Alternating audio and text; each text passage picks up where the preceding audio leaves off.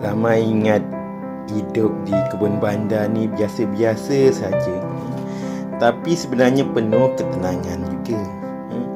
Pagi kami mulakan dengan sarapan simple, sambil hirup udara segar. Rezeki pun ada, petik cili kampung ke, petik kerundung ke, petik buah jambu ke, petik betik ke, ataupun sayur-sayuran keliling di pekarangan rumah. Seronok sahabat.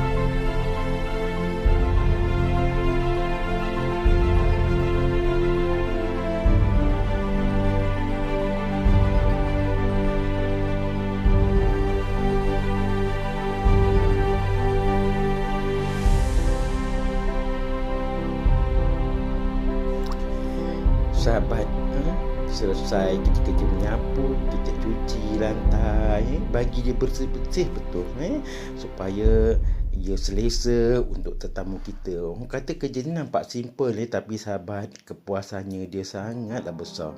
Orang kata kepuasan pelanggan, keutamaan kita. Itu kita punya tagline dia.